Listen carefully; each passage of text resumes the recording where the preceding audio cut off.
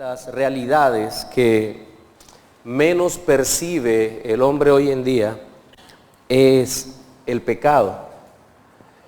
Y me refiero no solo al hombre natural u hombre sin Cristo, sino aún el mismo creyente, al parecer, pierde la sensibilidad frente a un tema tan delicado como es la transgresión continua de la ley de Dios.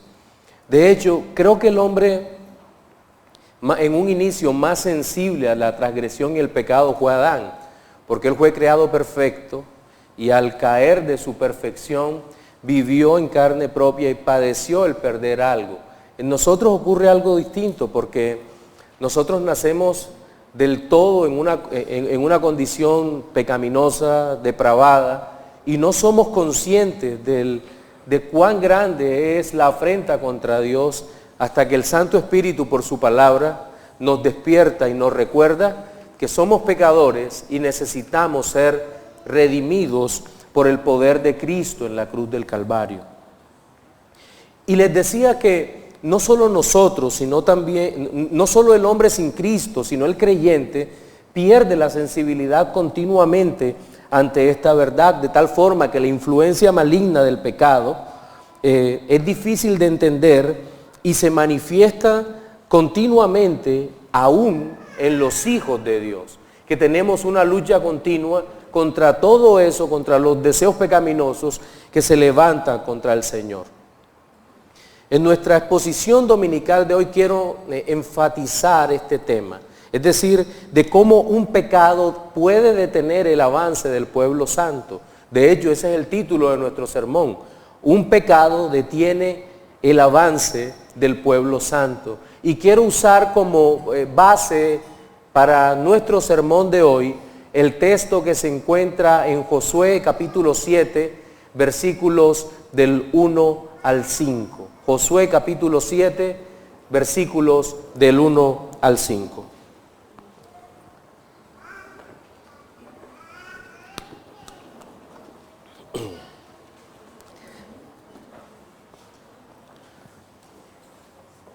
Dice: pero los hijos de Israel cometieron una prevaricación en cuanto al anatema, porque Acán, hijo de Carmi, hijo de Sabdi, hijo de Sera, de la tribu de Judá, tomó del anatema, y la ira de Jehová se encendió contra los hijos de Israel.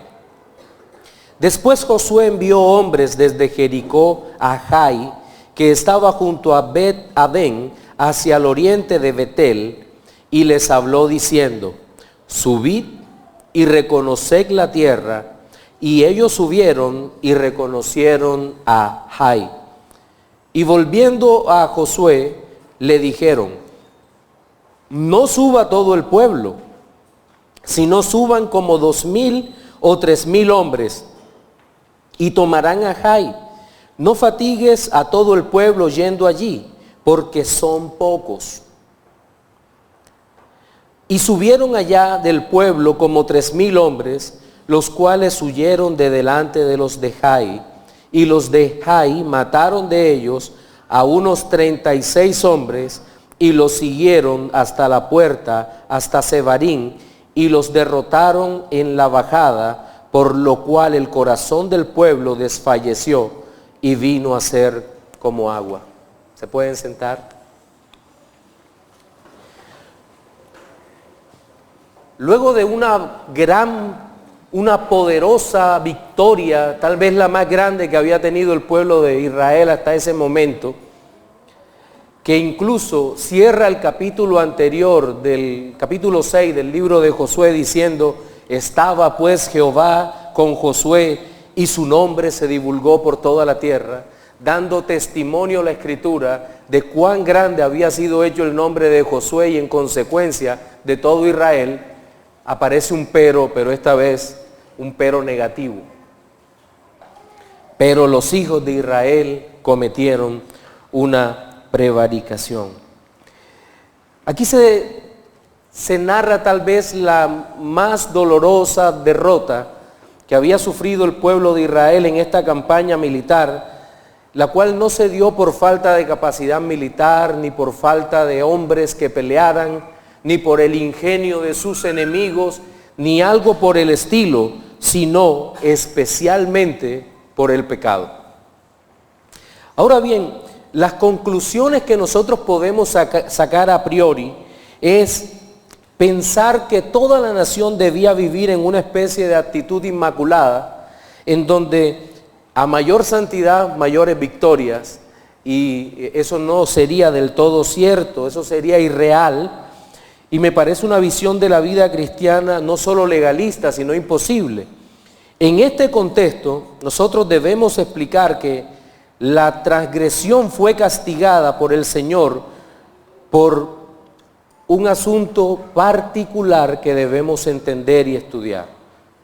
Teniendo esto en mente, nuestro sermón vamos a dividirlo en 3 partes. El primero de ellos, vamos a dar una explicación, mas no una justificación acerca del pecado de Acán y por qué afecta al pueblo.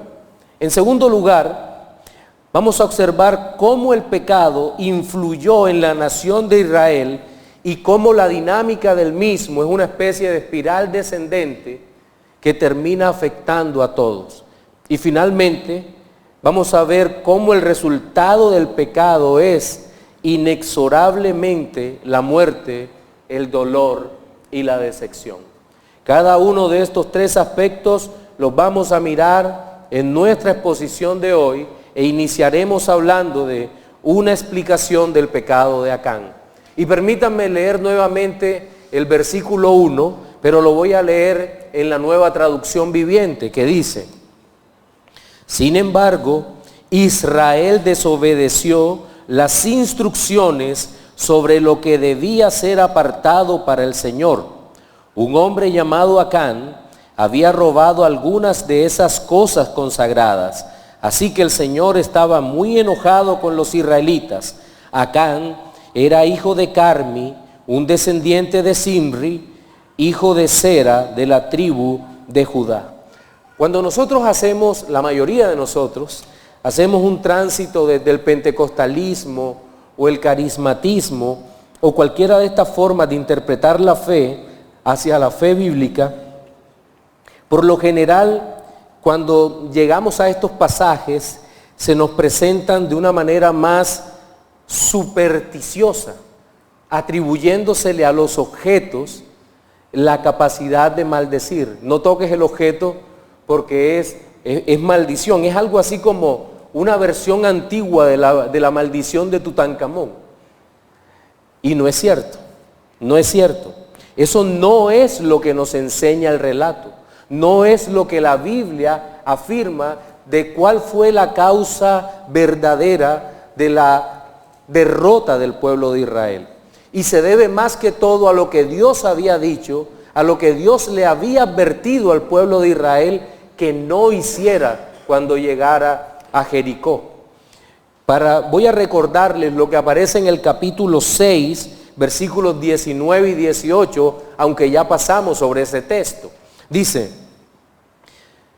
pero vosotros, eso se lo dice Josué al pueblo, hablando en nombre del Señor, pero vosotros guardaos del anatema, ni toquéis, ni toméis alguna cosa del anatema, no sea que hagáis anatema al campamento de Israel y lo turbéis. Mas, mire, escuche bien, mas toda la plata, el oro y los utensilios de bronce y de hierro sean consagrados a Jehová y entren en el tesoro de Jehová. Como ya hemos enseñado, el asunto no era los objetos en sí mismos, sino que estos, el oro, la plata, el hierro y el bronce, debían entrar al tesoro del Señor porque habían sido consagrados para Él. Por lo tanto, no podían ser tomados por ningún hombre. Bien dice sobre este pasaje Edersheim: su pecado, el pecado de Acán, no era de un tipo común. No solo se trataba de la violación de un mandamiento concreto de Dios, sino también de un osado sacrilegio de profanación, y todo ello bajo unas circunstancias altamente agravantes. Es decir, debemos cuidarnos de juzgar lo que está diciendo la Escritura de manera acelerada. Lo que nos está diciendo es cuidado. Estamos hablando de un pecado que tiene que ver con la adoración, que tiene que ver con la forma como el pueblo se acerca a Dios, lo que podía tomar y lo que no podía tomar. Y aquí aparece, creo que de una manera clara en la Escritura, también un principio, que es el principio de la representación federal.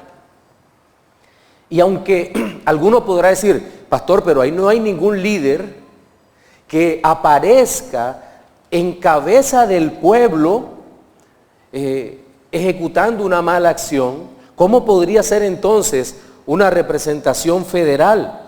¿Cómo podemos juzgar esa transgresión como algo que si hace uno cae sobre todos?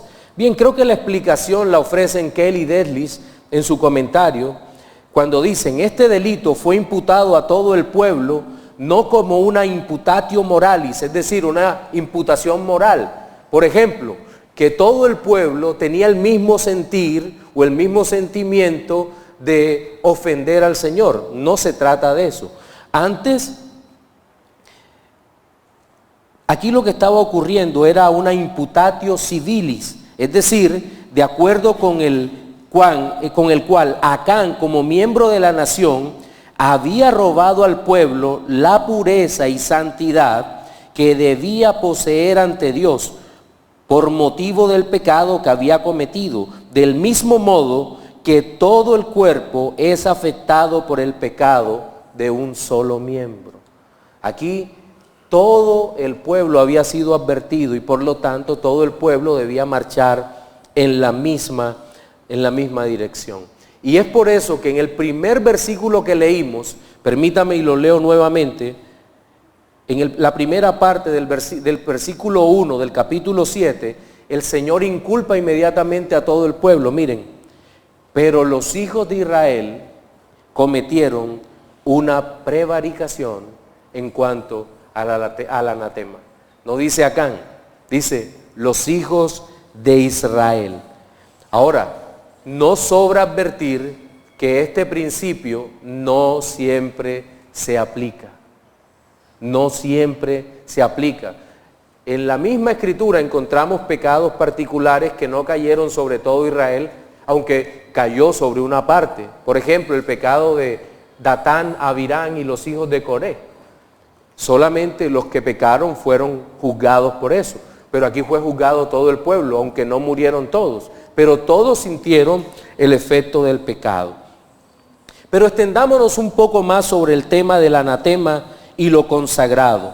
Es importante recordar que el asunto focal por el cual se inculpa de pecado a Israel se debe que tanto la ciudad de Jericó como los objetos que estaban en la ciudad habían sido consagrados a Dios.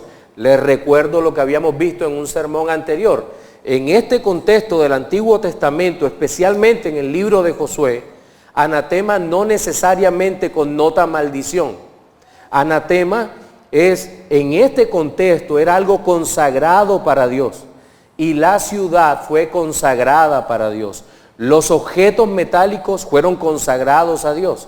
Y aquí consagrar connotaba el sacrificio de la ciudad. Es decir, la ciudad sería ofrecida por los israelitas como primicias al Señor. ¿Como primicias de qué? De toda aquella conquista que se estaba realizando en aquel momento.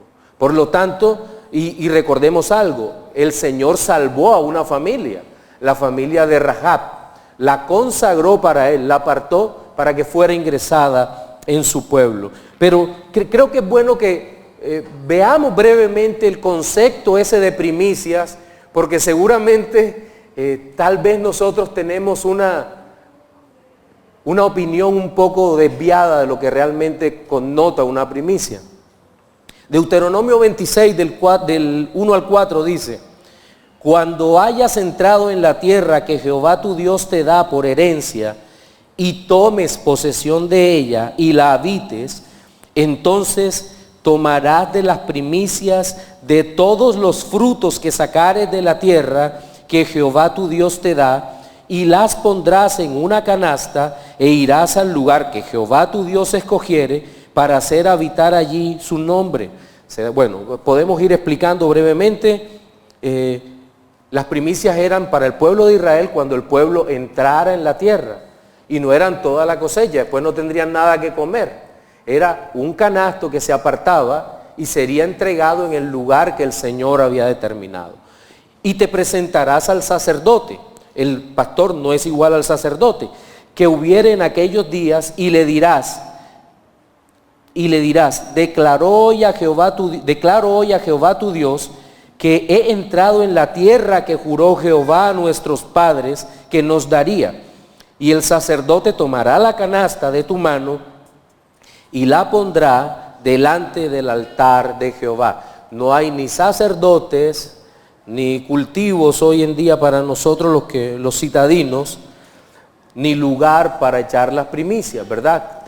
Tengamos eso en cuenta. Esas primicias representaban algo mayor, tenía que ver con la resurrección, pero no es nuestro tema. Quiero que nos enfoquemos en el segundo pasaje, que es Números 18, del 14 al 17, que dice: todo lo consagrado por voto en Israel será tuyo.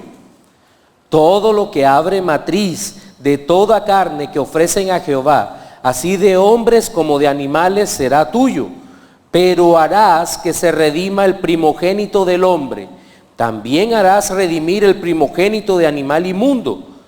De un mes harás efectuar el rescate de ellos conforme a tu estimación, por el precio de 5 siclos, conforme al ciclo del santuario, que es de 20 jeras. Disculpen.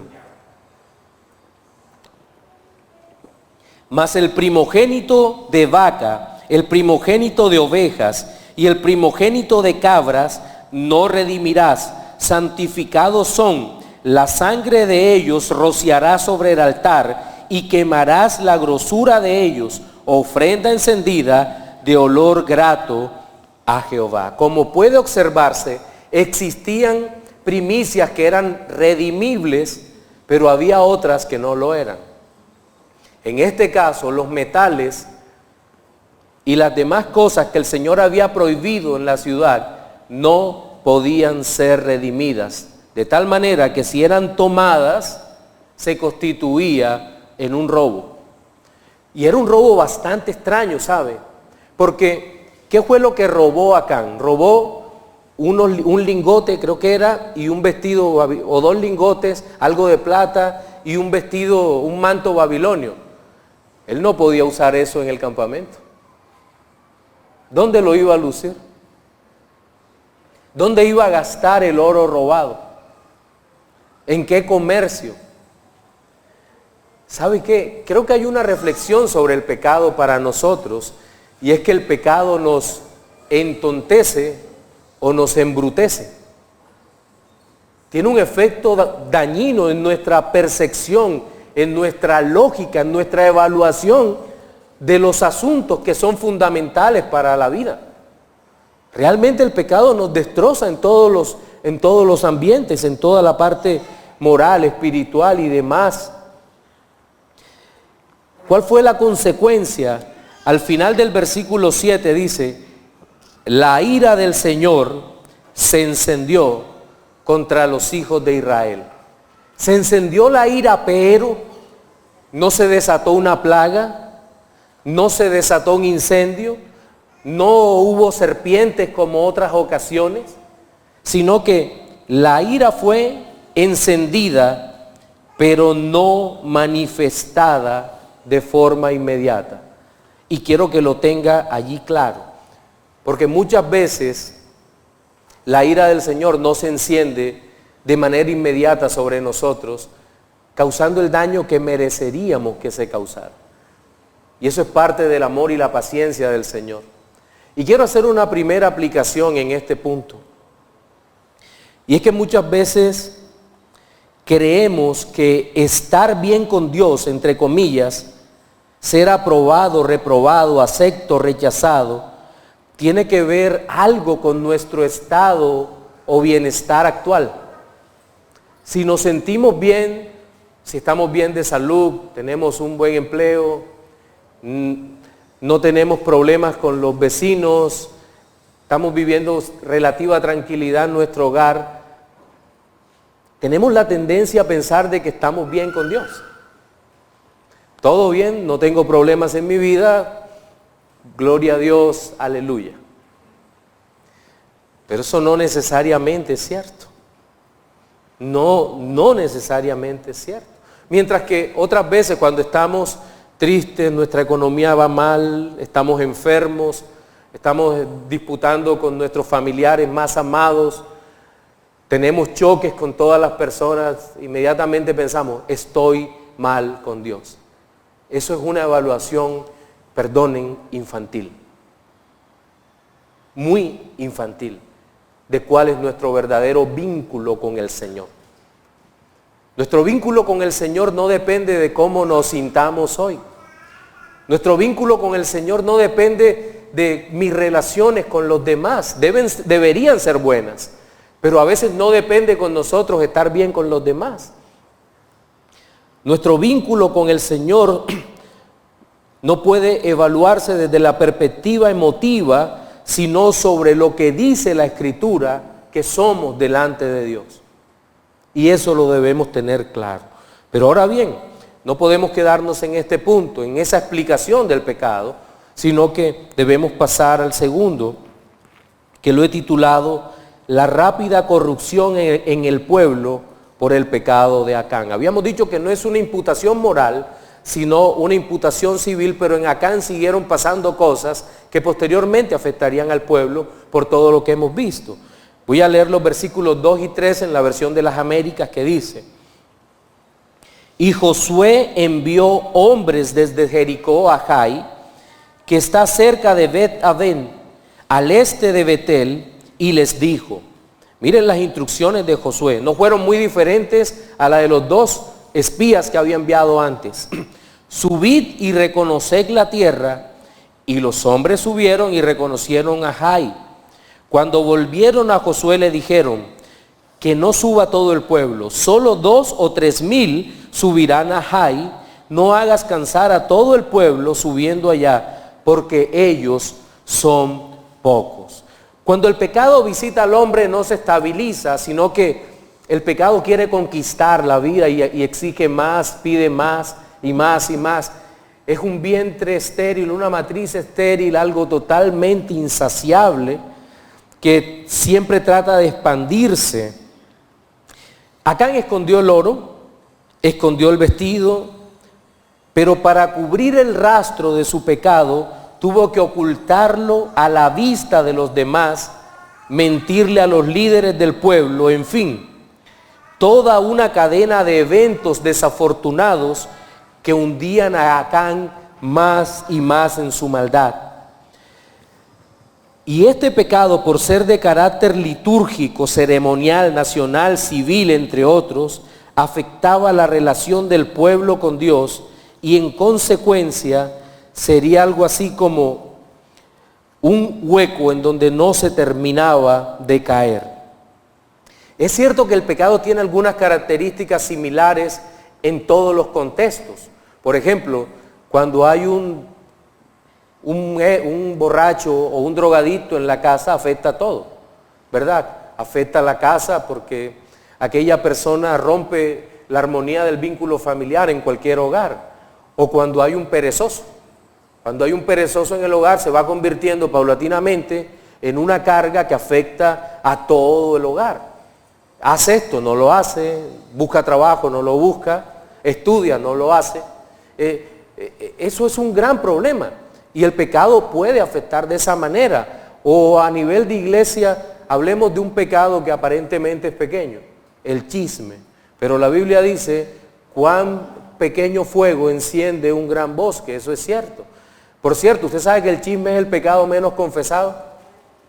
Casi nadie llega delante del pastor y dice, pastor, quiero confesar que soy chismoso. Casi nadie hace eso, prefieren, miren, es más fácil que confiese un homicidio. Sí, pastor, yo lo maté. pero nadie quiere confesar que es chismoso. Parece causarle más problemas morales el chisme que el homicidio. Entonces, hay una descompensación terrible en todo esto, ¿verdad? Y es una realidad a la que nos enfrentamos. Pero decía que el pecado afecta de alguna manera al pueblo. Y el Señor, en este relato de la guerra, en donde se usan espías, recordemos que era algo usual, se usaban espías para ver lo que hacía el enemigo. De hecho, en los escritos militares hay una realidad muy grande. Dice, la guerra se gana desde el espionaje. Sí, el bombardeo, todo lo demás, las armas nuevas, pero la guerra se gana desde el espionaje. Pero estos 2 espías se requería que presentaran un informe realista, que no descorazonara al pueblo como hicieron aquellos 10 hombres que antes había enviado Moisés, pero tampoco que transmitieran unos datos llenos de soberbia en donde menospreciaran al enemigo. Y por eso digo que el Señor usa nuestro propio pecado, nuestra maldad, y la usó en este caso para disciplinar al pueblo. Estos hombres llegaron a la ciudad de Jai, habían recibido la orden de reconocerla y de seguro vieron que no era tan fuerte como Jericó. Los datos arqueológicos de ese momento indican que el muro no era tan fuerte, no era tan alto, tal vez ni siquiera tenía todo el muro construido. De hecho, la palabra Jai significa montón de ruinas. Y la ciudad, que era tal vez de las más antiguas de Canaán, Abraham había plantado allí sus tiendas, Génesis 12:8. Y según dice Samuel Vila y Santiago Escuén en un viejo diccionario bíblico, ellos dicen que la ciudad fue construida cerca del 2000 antes de Cristo, es decir, unos 400 y tantos años antes de la llegada de Josué a aquel lugar. Y tal vez lo único que quedaba, dice Ropero, era el muro no tan alto, el templo levantado y no muchas personas. De tal manera que la apariencia que daba era de una ciudad que no iba a poder hacerle frente al pueblo de Israel. Y de esa percepción equivocada, de inmediato viene el consejo equivocado. Josué, el muro no es que sea muy alto, está derribado, ellos no son muchos. Manda 2000, a lo sumo 3000 hombres, que no te fatigues.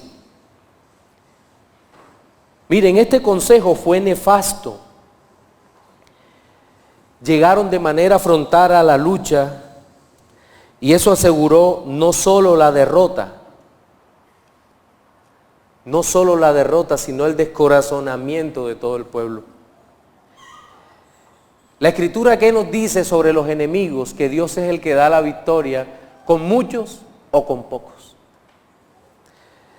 Que no somos victoriosos por luchar con nuestra propia fuerza, a menos que Dios nos dé la victoria. Y es que los creyentes somos expertos en hacer valoraciones equivocadas de nuestros enemigos. O si no, mire cómo valoramos al diablo.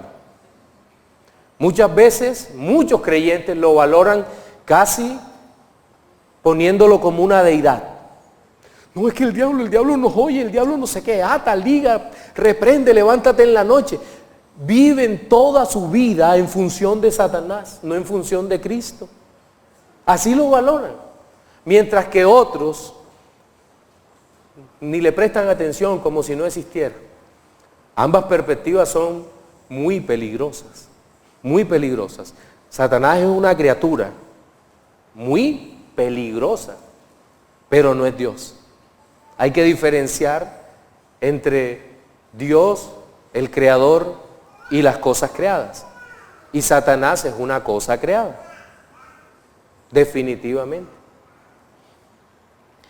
Una segunda aplicación, y Y quiero decir que aunque no existe algo así como las maldiciones generacionales, que vinculan de forma mística una generación con la otra por las acciones realizadas por un integrante en particular, es una realidad que el pecado sí tiene consecuencias aún sobre los demás. ¿Y cuál es el remedio para esto? ¿Renunciar a la maldición o renunciar al pecado oculto o algo por el estilo? No, la única es arrepentimiento y fe en Jesucristo. Cuando nuestra confianza está en Cristo, somos libres de todo. ¿Qué pasa? Vivimos en una continua superstición que la fe bíblica vino a romper. Entonces, es por eso la necesidad de explicar el pecado y explicar la forma como nos afecta. Pero debemos explicar también o exponer nuestro último punto, que tiene que ver con que la paga del pecado es muerte. Versículos 4 y 5, y permítanme leerlo en otra versión, en la traducción al lenguaje actual, que dice: entonces subieron solo 3,000 hombres para atacar la ciudad. Los espías le dijeron qué hacer y Josué lo hizo. Pero los de Jai los derrotaron, obligándolos a abandonar la ciudad y a huir por una colina hasta unas canteras. Al bajar por la colina, los de Jai mataron a 36 israelitas. Eso hizo que los israelitas se acobardaran y tuvieran miedo. Hay una conexión inevitable entre el pecado y su paga. Las consecuencias del pecado están tan estrechamente unidas a él que solo pueden ser rotas por la obra de Cristo en la cruz del Calvario. No hay otra manera de evitar esto. Miren, estos dos versículos se puede observar de manera clara el sufrimiento del pueblo, por lo que podemos definir como un pecado corporativo. Obsérvese que en primer lugar los 3,000 hombres subieron a pelear, sufrieron una derrota. Y aquí la guerra no era ganada por el que más gente mata, y no es ganada por el que más gente mata. Eso es una visión de los niñitos. El que más mate gente gana la guerra. No es cierto, no es verdad. Las bajas de Israel fueron solo 36 hombres, pero perdieron la batalla. Perdieron aquella primera batalla contra Jai, y seguramente fue muy doloroso porque la Biblia hace el relato de cuántos cayeron en aquel momento. Pero la verdad que más debe resaltarse así es que esta derrota afectó el ánimo al verse impotente frente al enemigo. En Reina Valera dice que el corazón del pueblo desfalleció y vino a ser como agua. Es decir, no quedó valor en ellos. ¿Usted se imagina las preguntas que el pueblo podía hacer? Le ganamos a una ciudad como Jericó, pero ahora estamos perdiendo ante este montón de ruinas. ¿Qué está pasando? Y de inmediato viene el pensamiento del creyente: Dios nos abandonó. ¿Por qué perdimos? Aparece la desconfianza, la falta de valor, el miedo y todas estas cosas que son propias de la paga del pecado. Como dice la primera parte de Romanos 6:23, porque la paga del pecado es muerte. Gracias a Dios que el pasaje no nos deja allí, ¿verdad? Ahora, pero yo quiero hacer una pausa en esa parte del pasaje en conexión con lo que estamos leyendo, porque es imposible, humanamente hablando, responderle al pecado y vencerlo en nuestras propias fuerzas. Es imposible. Tú no puedes vencer el pecado, ni tú ni yo, porque es más fuerte, tiene más experiencia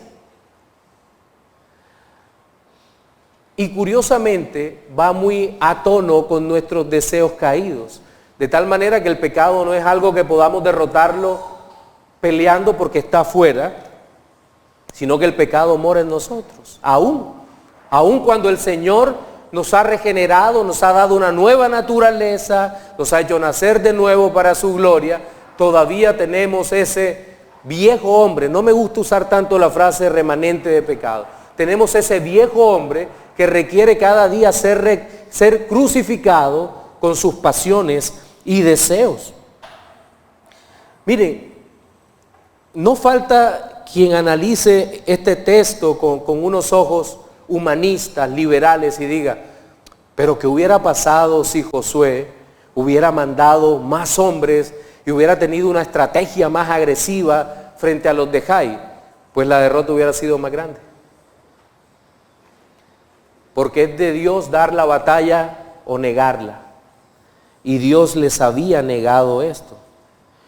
Y cuando lo traemos a nuestro plano actual, muchos creyentes piensan en su fracaso frente al pecado por algo que no hicieron y no por algo que no son. Si hubiera ayunado más, si hubiera orado más, si hubiera leído más la palabra. No. Eso es tomar medios que Dios ha dado y humanizarlos, volverlos amuletos de la suerte, si hubiera hecho, tratar de pensar en Dios como alguien que puede ser comprometido para que cumpla nuestros propios deseos. No funciona así. Miren, las medidas humanistas o místicas no funcionan. Entiéndanlo. La única salida del hombre frente al problema del pecado, es la gloriosa, soberana y maravillosa gracia del Señor. Por eso el pasaje de Romanos 6:23, cuando dice, porque la paga del pecado es muerte, termina diciendo, mas la dádiva de Dios es vida eterna en Cristo Jesús, Señor nuestro. Y lo decía nuestro hermano Luis en la enseñanza de la escuela dominical. La dádiva, la victoria es en Cristo.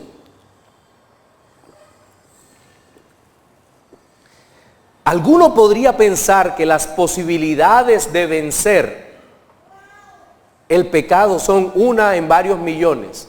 No. Tus posibilidades reales de vencer el pecado por tus fuerzas son 0. No hay ninguna posibilidad de que puedas vencer el pecado.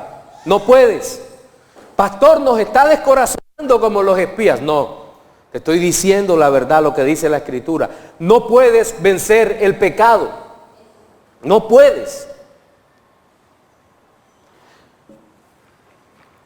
Vuelve al texto de Romanos 6:23, segunda parte. Mas la dádiva, el regalo de Dios es vida eterna en Cristo. El pecado tiene una paga, que es la muerte. Pero el ser librado del pecado es por gracia. Solo el Señor Jesucristo puede librarnos de las cadenas del pecado. Solo el Señor Jesucristo, no hay otra. Y quiero hacer una última aplicación en esta parte. Y es que como creyentes nosotros perdemos la perspectiva del poder del pecado en nuestras almas. Tal vez se deba a que hemos sido perdonados, y entonces no vemos como que el pecado tenga tanta influencia sobre nosotros. ¿Hasta cuándo? Hasta que pecamos. Hasta que pecamos. Y nos damos cuenta que seguimos siendo frágiles. Y es cuando entonces recordamos que cada día, que cada momento, necesitamos más y más de la presencia de Dios en nosotros, en nuestra vida. ¿Sabe cuál es el principal error actualmente de la iglesia, o uno de los principales errores? Seguir creyendo que el pecado puede ser vencido a través del legalismo y de las prácticas que nosotros mismos nos imponemos. No funciona. Solo en Cristo tenemos realmente verdaderas victorias. Él nos ha redimido mediante su obra en la cruz, para Él. Él nos ha limpiado por su sangre. Él nos ha tomado para sí. Nos ha hecho nuevas criaturas. Y esa es una de las evidencias más grandes de nuestra fe, nuestra conversión, que nuestra manera de pensar frente al pecado ha cambiado totalmente.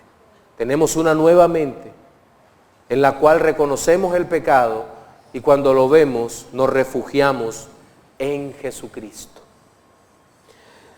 En nuestro sermón dominical de hoy vimos tres aspectos o tres apartes relacionados con el pecado que detiene el avance del pueblo santo. En primer lugar hablamos o dimos una explicación sobre el pecado de Acán. En el segundo vimos cómo la rápida corrupción en el pueblo afectó a todos por el pecado de Acán. Y en tercer lugar vimos la paga dada por el pecado. Luego hicimos una aplicación sobre la obra de Cristo para no quedarnos simplemente en lo que el pecado da y mirar cómo el Señor Jesucristo nos libra del pecado. Quiero hacer un par de reflexiones finales. La primera de ellas para los no creyentes. Amigo, cada hombre nace bajo un terrible signo destructivo que terminará por sepultarlo en las más oscuras tinieblas. La única salvación posible de tal condición es que el Señor Jesucristo rompa de manera sobrenatural tu vínculo con el pecado. Arrepiéntete, corre a los pies de Cristo para que no seas destruido con el resto del mundo. Para los creyentes, recordemos siempre, mis hermanos, que el pecado detiene nuestro avance, nuestro crecimiento, nuestra maduración espiritual. Recordemos cuán dañino es y acordémonos que no le podemos hacer frente de manera legalista en nuestras propias fuerzas o de manera humanista. Necesitamos hoy, mañana y siempre de la poderosa gracia del Señor en todo instante de nuestra vida, en Jesucristo. Y solo de esa manera podremos vivir el resto de nuestras vidas de manera victoriosas y para su gloria. Amén. Oremos.